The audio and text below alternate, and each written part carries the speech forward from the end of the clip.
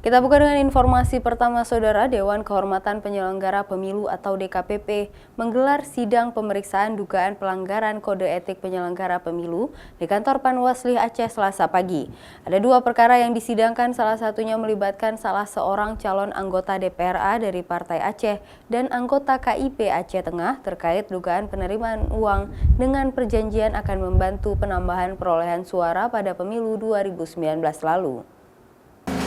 Ada dua perkara dugaan pelanggaran kode etik penyelenggara pemilu yang digelar oleh DKPP di kantor Panwasli Aceh Selasa pagi.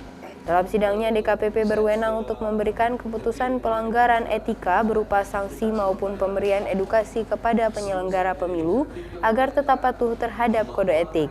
Perkara pertama yang digelar yaitu kasus dugaan penerimaan uang atau gratifikasi dengan perjanjian akan membantu penambahan perolehan suara pada pemilu 2019 lalu.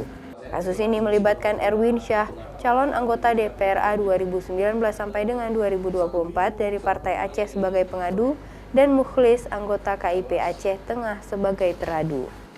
Dalam sidang kasus pertama ini turut hadir Ketua Majelis Haryono, anggota Majelis Fahrul Riza, dan Muklir dari anggota Panwasli Aceh. Dalam sidangnya, para saksi disumpah untuk memberikan keterangan perihal kasus yang melibatkan pengadu maupun teradu. Selain itu, sejumlah bukti berupa fotokopi struk transferan uang serta bukti tangkapan layar percakapan melalui WhatsApp juga diperiksa oleh anggota majelis sidang.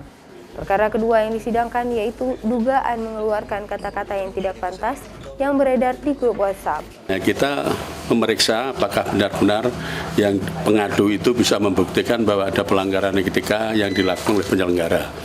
Nah, kebetulan pada saat ini yang jadi teradu adalah KIP Takengon. Adapun yang teradu yaitu Ketua KIP Aceh Tengah dan yang mengadukan adalah anggota Panwasli Aceh Tengah.